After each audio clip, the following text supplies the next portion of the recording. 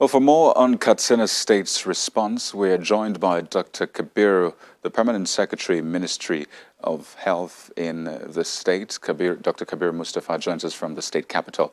Pleasure to have you on the program, Doctor.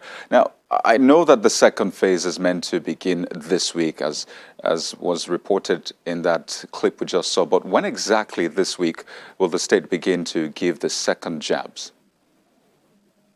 Yeah, thank you for picking up with me. The second dose of the COVID-19 vaccine has been given today.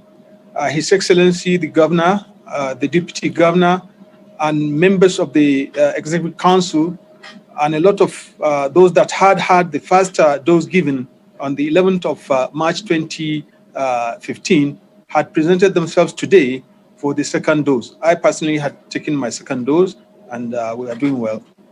So clearly others can now come and get their second jabs. But I know challenges vary from state to state. I mean, in Bauchi State, the governor is concerned about certain religious groups fueling vaccine hesitancy.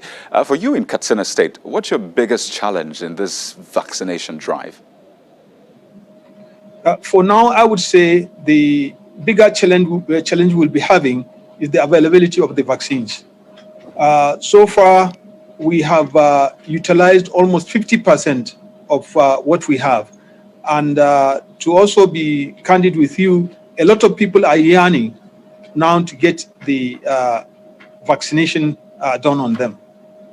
Well, there are reports of people being forced to take the vaccines in your state, like Corp members being told that they will not be cleared if they aren't vaccinated. I know there's a drive, clearly, to get more people vaccinated and all, but what's the government's position on that? Is vaccination compulsory for some groups in the state?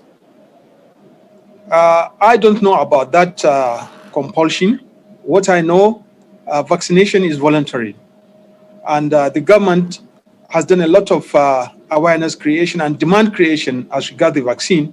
As you are aware, all the emirs and the malams, that is the ulamas, that is the religious leaders, have given themselves to the vaccine. So I don't see anyone being coerced into taking this vaccination in the state.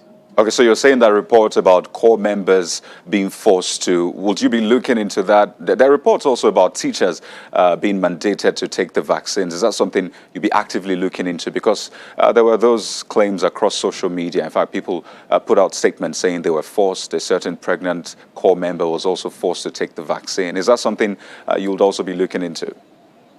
Well, we'd look at it, but this is one of the problems of I would say, the media these days. You find that a lot of things can be posted, and they may not necessarily be true. Well, we'll take your word for it, and we'll expect at least updates on that to be sure that there's nothing untoward happening in that area. But I'd like to thank you so much, Dr. Kabir Mustafa, the Permanent Secretary, Ministry of Health in Katsina State. Thank you for your time on the program. Thank you very much, too. Thank you.